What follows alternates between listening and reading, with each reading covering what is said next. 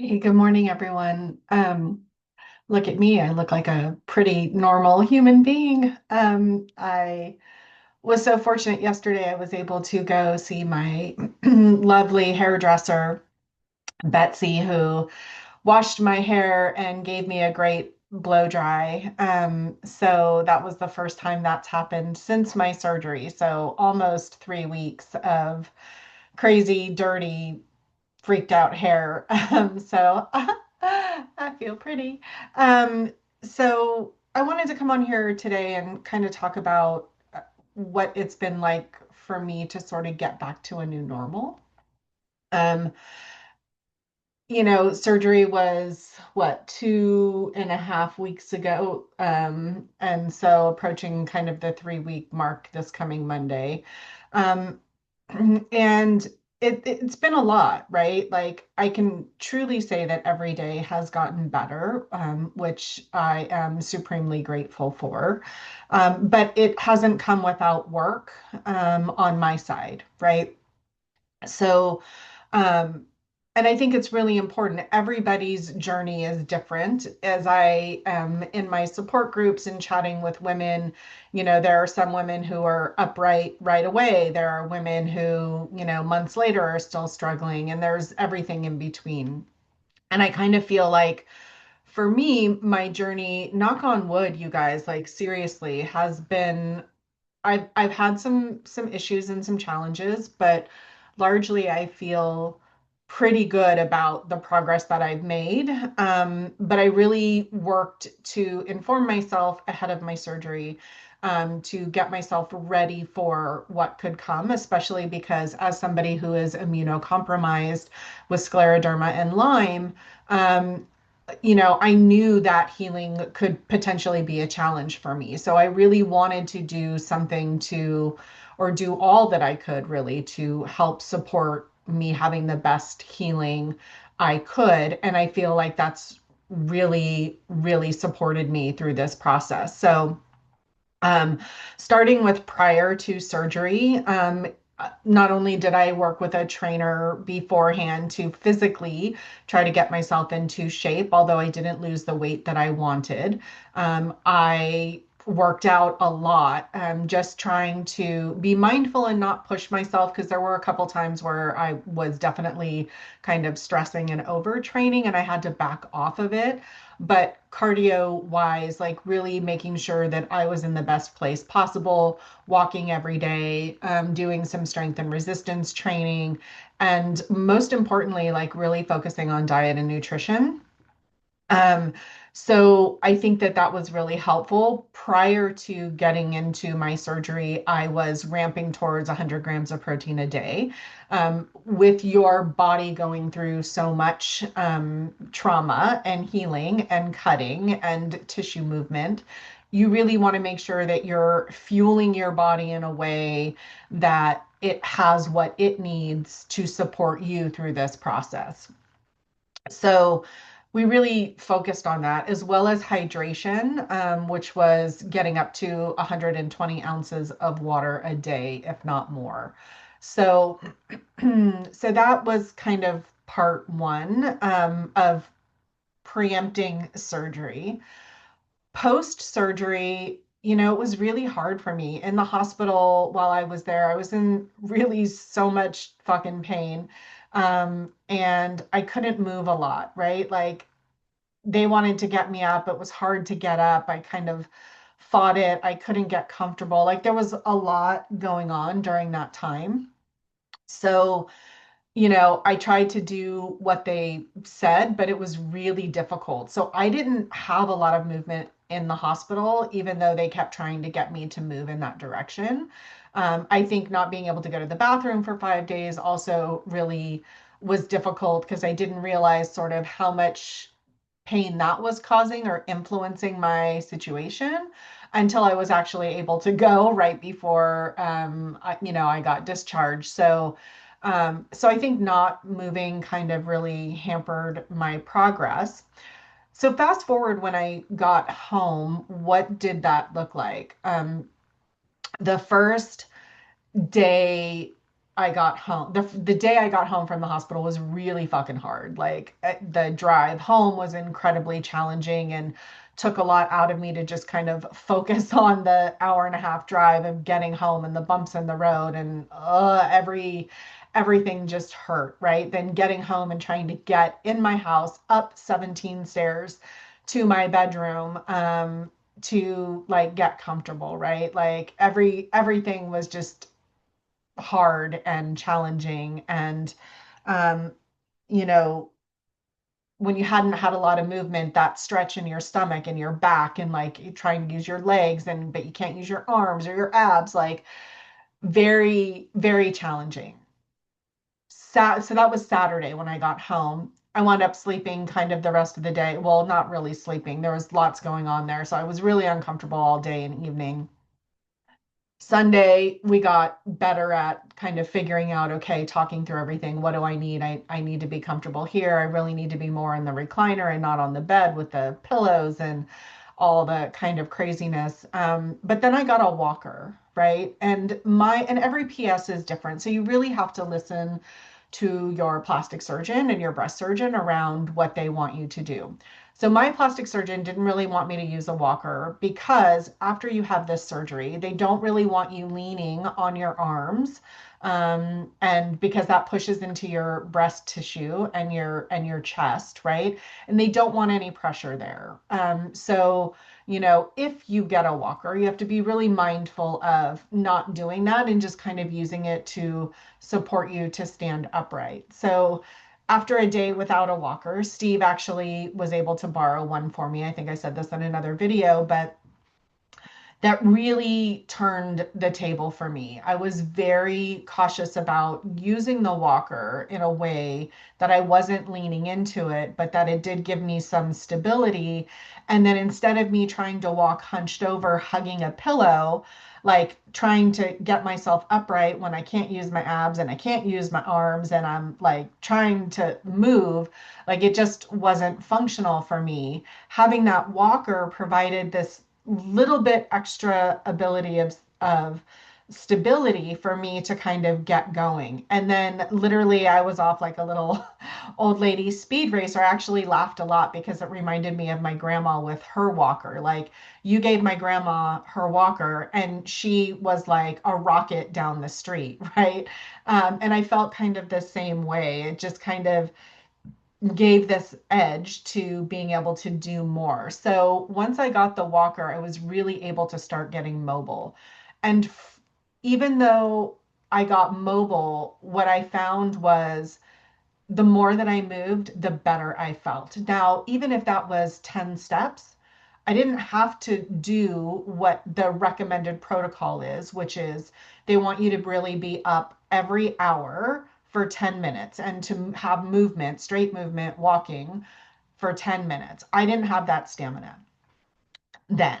So that was really difficult. But what I did was every time I got up, I took 5 more steps, 10 more steps. Like, what could I do to help move the needle? And that walker really supported that. So up in my house, like I would literally go from the recliner in the bedroom, like get up, go use the bathroom, and then use the walker and do a lap in my bedroom from one side to the other and back. Like, could I do that 2 times? Could I do that 5 times?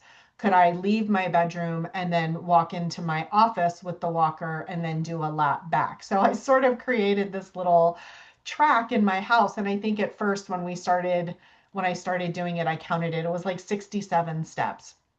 And so I was like, okay, I can get 67 steps in. Okay, let's just do that. Okay, I did it once and I'm like, now I'm exhausted. So I'm going to go sit down. Okay, in an hour, 45 minutes, when I have to go pee again, right? Like I get up and I do that lap again. Okay, now can I do that twice instead of, sorry, adjusting? Can I do that, twice instead of once? Can I do that 3 times? So incrementally, just starting to walk more and more with the walker helped. It also helped with the stretch of the stomach because as you are hunched over, right, the more you stay in place and don't move, those muscles, that tissue is going to start to atrophy. So that is one of the reasons why they want you to walk, is because they want you to start to get the stretch. They just want you to do it slowly.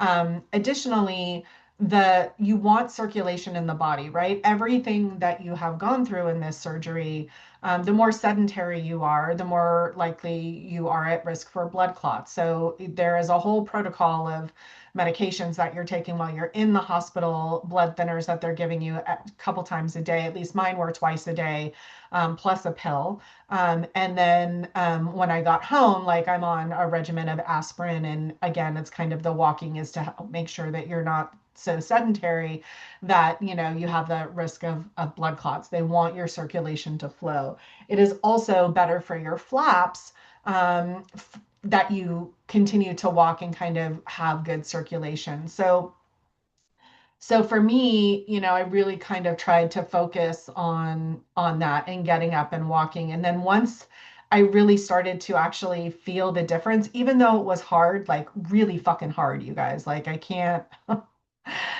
even explain how difficult the stretch is when you're walking so hunched over. Um, but it really did start to make all the difference in the world for me. It also really helped with swelly belly. So swelly belly is something that we talked about where post surgery, because you're pulled down so tight, because there's been all this disruption in your abdominal area, a lot of women, and we're swelling anyway because our body's just been through a trauma. But whenever you eat or try to eat, you get what's called swelly belly, which is where sort of your belly, because your incision sort of divides your body now, you get this bloat not only from your stomach, right? But then it kind of bloats out the top of you and it sort of bloats out the bottom of you. And it's very, very uncomfortable, like so uncomfortable. The worst kind of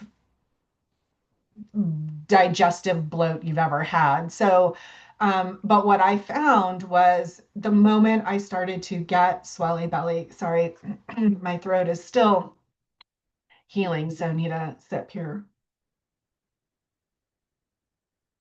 So the moment you start to get swelly belly, if I got up and walked and took a little bit of a lap, it helps to sort of dissipate that bloat. Not all the time, but in a good majority of the cases, that has really helped. And even if I don't have swelly belly, making sure that once I eat, if I even start to feel bloated, I get up and walk kind of immediately, a lap, 10 steps, 15 steps, 20, like just kind of get some movement because I think it helps to move the air around in your body. And now I'm of the practice of immediately after I eat, it doesn't matter, even if I don't have swelly belly, I do a couple of laps around the house, just to help make sure that I don't get that. Um, so I think that's really important. I'm actually looking at my list to make sure I'm kind of covering everything. Um, so that was really important. The other thing that has been really beneficial to me is really, really making sure that I am hydrated really well. So we talked a little bit about trying to get to 120 ounces of water a day. So prior to surgery, my niece had got me a Stanley cup, right? And a special edition Wicked Stanley Cup, if you will, Team Alphabet. So but that was really easy to monitor my water intake, right? Because it was a 40 ounce. So making sure that I was drinking at least 3 of those a day was really easy to monitor that, right? Like post surgery, I can't use my arms. I can't lift anything over 3 pounds for 6 to 8 weeks. So I'm having to do small glasses, right? So Steve and I are constantly monitoring, how many glasses have I had today? And so, but it's really important because I can tell when I don't have enough hydration now that like I feel sluggish and tired. I also don't feel like digestively I'm doing as good. And cognitively, I also really feel like really slowed down. So we are even tracking how much water I take. And with the water, we're going back and forth between some different hydration additions, which is using an LMNT electrolyte. It's a sodium based electrolyte, which has actually been the best for me. Like, literally my body feels like it gets plugged into electricity when I drink that, which is great. So we make sure that I start my day with an LMNT, and that usually gets me about 32 ounces of water kind of right out of the gate. Um, and then later on in the day, if I feel like I need additional electrolyte support, then we'll do like a non-hydration tablet, which again, not quite as impactful, I think, as LMNT is what I'm finding, but it is that additional electrolyte support. It helps me also drink the water a little bit more because it is a flavored tablet, right? But again, I think it's just a matter of helping to get that additional water into my body, right? And then that's good for all the things because we have been through.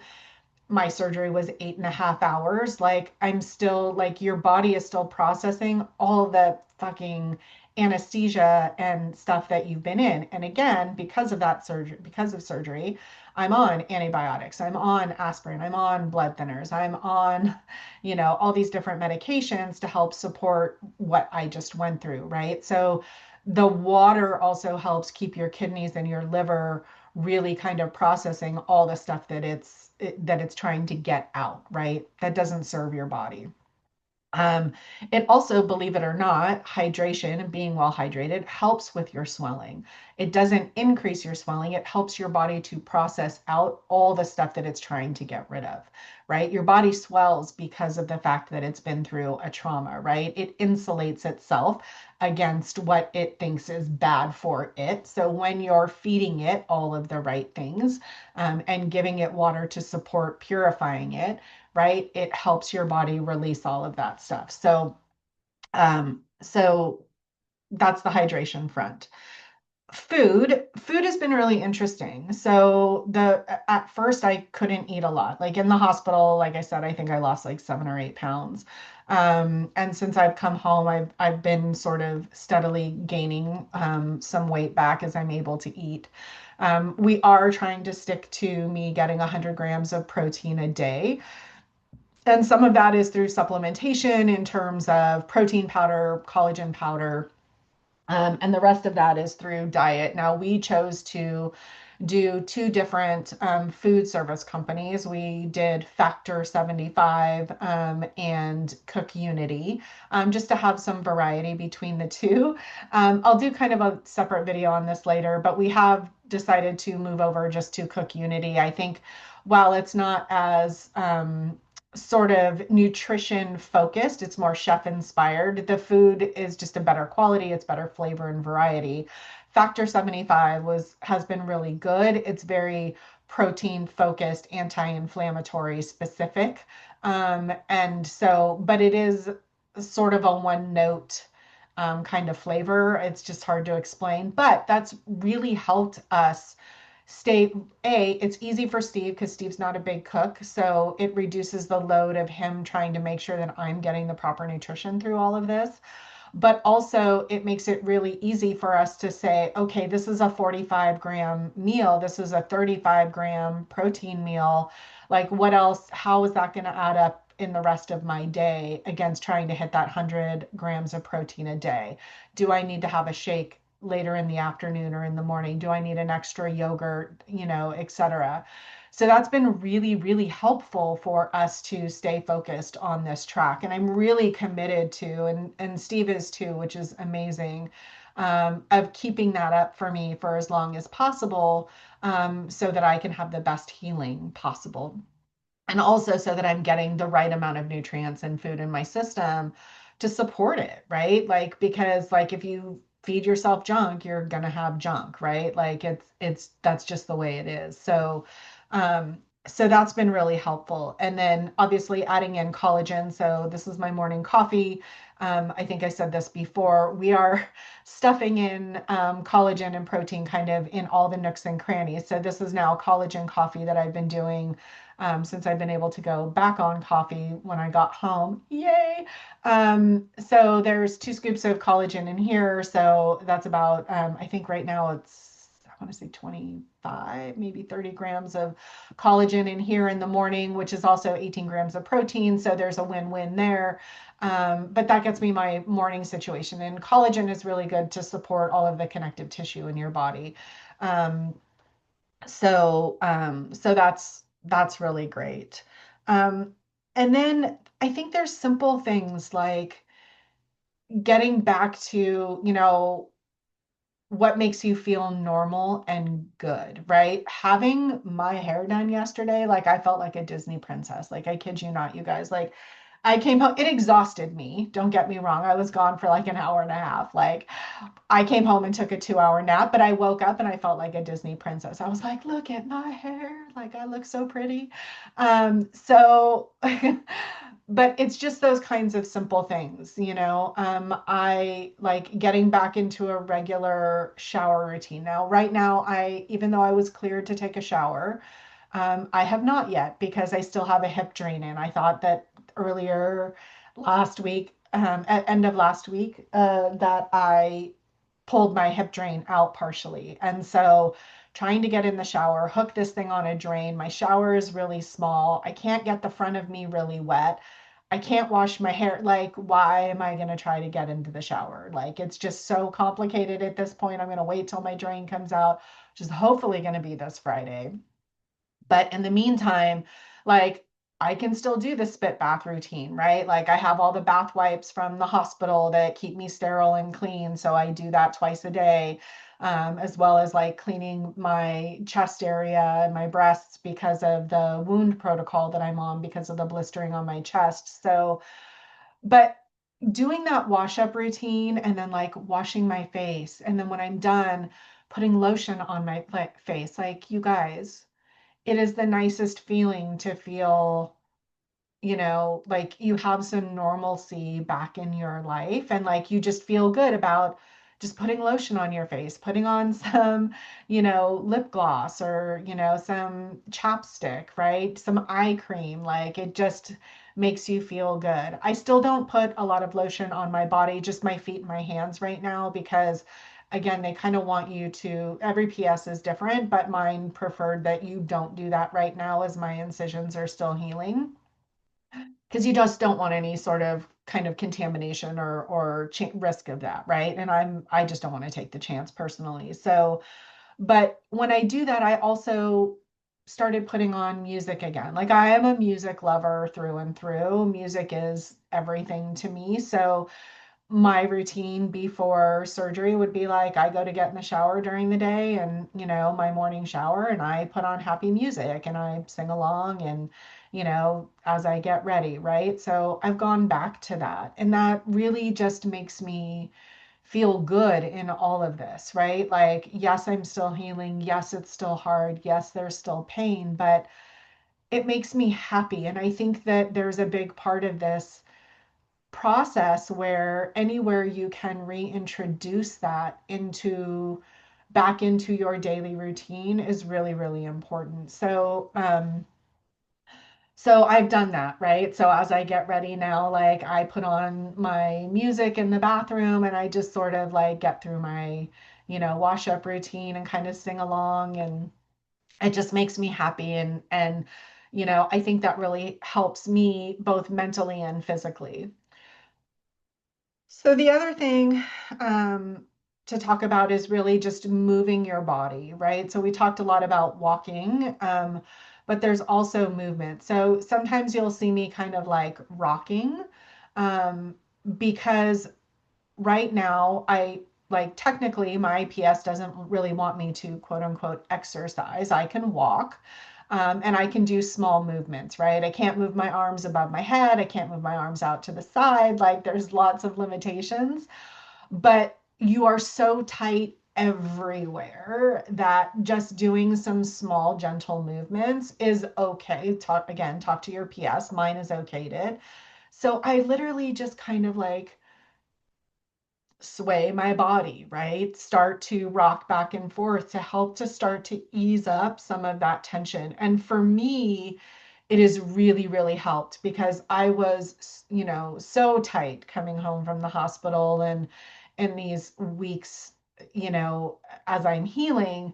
But the more I kind of get in these gentle motions, right, the more my body is starting to kind of come back to life, and kind of release, also it releases some of the inflammation that's locked into the body and helps with some of the swelling, but it also just eases up these muscles that have been so bound up since the surgery. Um, and I think that that's, really, really important, right? And I think overall it will help in the long run once I am cleared for PT, which will hopefully be, I think, somewhere around the 4 to 6 week mark, provided my incisions are healing well. And then also be able to just, when I'm able to actually get back into exercise in general, because I literally, you guys, I dream of I dream of yoga. I dream of being back in the studio and being back in the heat and just letting my body stretch in a way that like I miss so much. Sorry, I gotta switch again. So I mean, this is also a new thing. Like I'm able to cross my legs again now, which is amazing and feels so good. But I can only do one leg at a time for so long because of the whole tightness situation. Um, so moving your body is really important. So lastly, I think we'll talk about sleep. Sleep is fucking hard, you guys. Like I'm sleeping in a recliner right now. um, as I was preparing for this surgery, there was lots of conversation from women around, sorry, side boob. um, there was lots of conversation from women around, did they sleep in bed with a wedge set? Did they sleep in a recliner?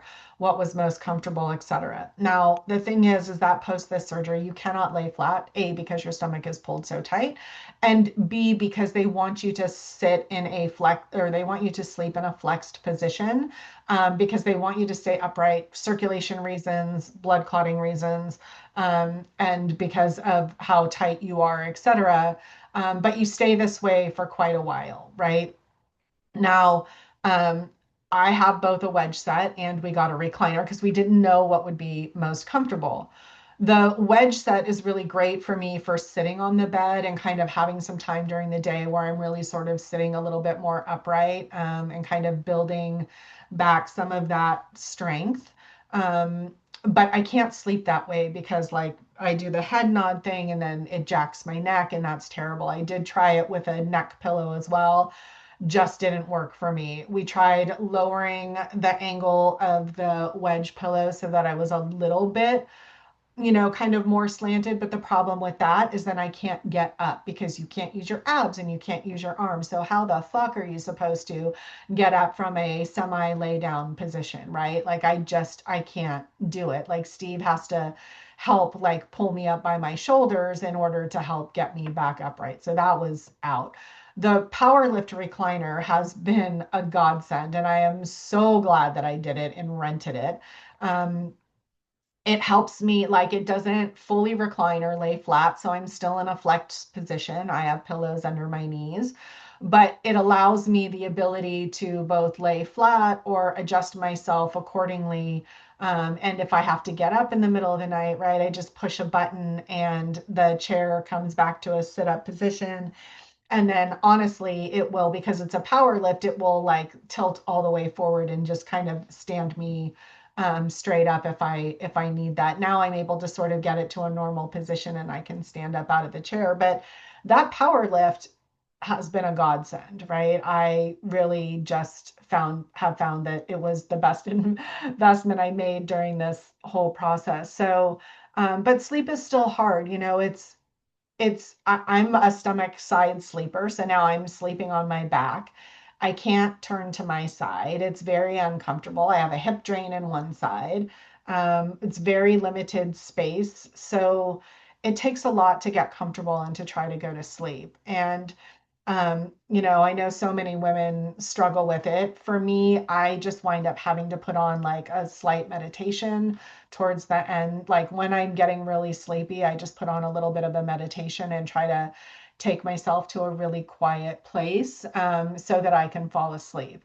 And then I do pretty good. I stay asleep. My restlessness is still kind of around 10 to 12%, depending on the night and my what my Fitbit says. I do also still like get a lot of hot flashes, so I'm sort of, having to wake up and turn the fan on and take the blankets that I have on off of me, and it is a really big production because when prior to the surgery, I could just fling the blankets off of me. After surgery, I don't have the arm strength, nor can I move my arms in that way. So it's like I wake up and I'm super sweaty and I have to kind of like get myself situated to sit up, to take off the blankets, to then put the fan on and to, sit there until I'm cool enough and then lay back down and, pull the blankets back over. So it is a bit of a challenge, but I also need to listen to my body and I need to try to sleep as much as I can. And there is lots of napping going on. Stuff tires me out pretty easily. Um, so, I do try to deal with that. I am off all the Norcos, which I'm really proud of. So I did that for the first probably week and maybe a little more than a week when I got home. No Norcos at night now, just really Tylenol if I need it, which is kind of hit and miss. But that's been really great. It's been great to be off the meds. I'm not somebody who likes to take medication if I don't have to. And so being in a place where I don't need that to sleep anymore is really great. Also, don't love how it makes me feel afterwards because I am such a lightweight, like just medications impact me really hard. So that's been really great as well. And I think the last thing, sorry, to talk about is so nerve pain. So great news is that I'm having nerve pain. The bad news is that I'm having nerve pain. So my chest and the front of my body seems to be coming back online. So sorry, I'm going to get teary-eyed about this. This was this was one of my biggest fears, right? Like I don't feel a big portion of my chest. I just don't, right? Because of the surgery. And there's a big portion of my abdomen along the incision line that I don't feel. And so part of doing nerve sparing, nerve grafting was to be able to regain sensation. Some women do, some women don't, even with the nerve grafting. So the last week, my body has just sort of been plugged back in. And I'm I'm just incredibly grateful, anxious, scared, excited about this prospect. Um, I feel nervy all over the front of my body. I don't know how to explain it, except it feels like the front of my body is humming and sparking. So it's kind of, if you think about kind of like pop rocks as a way to look at it, right? Like pop rocks kind of pop everywhere. So the whole front of my body is sort of like has this weird like humming, tingling sensation, and then there's lots of sparks all over from the nerves. Now, um, I will take that feeling because any feeling is better than no feeling. But there's some times where, guys, it is like electric hot pokers, and that's really challenging to deal with. I remember it with my leg after I had my leg surgery and had that all down the bottom half of my right leg. Um, but I'll take it because the fact that it is starting to wake up, the fact that I can sort of feel traces on the sides of my boobs and under my breast line now is really super, super fucking exciting to me because yeah, I'm scared of not feeling my body. That's a big fear. So I'm really happy to be here, and that's exciting to have. It's exciting to have nerve pain, but it also sucks. But anyway, that's kind of where we are. I feel like I've talked a lot now, and I really hope that this makes sense. And really, guys, this is just my experience. Everybody is different. There is so many variations to this journey, but I just feel like I, again, want to continue to share what my experience is. Hopefully, that it helps somebody else going through this process because this process is hard and it's a lot, and but it's also a really fantastic thing to be able to do, to take your risk from 60 to 70% to under 5%. And I am so grateful every fucking day that I have this opportunity to do it. As hard as it's been, it has given me relief in a way that I never even knew that was possible. So with that, I'm going to leave it here. And, again, I really thank you for coming along and for supporting me. Please share this so that other women can see it. And hopefully this helps them, because at the end of the day, like, we got to support each other, right? So love to you all. Thank you so much. Have a wonderful day.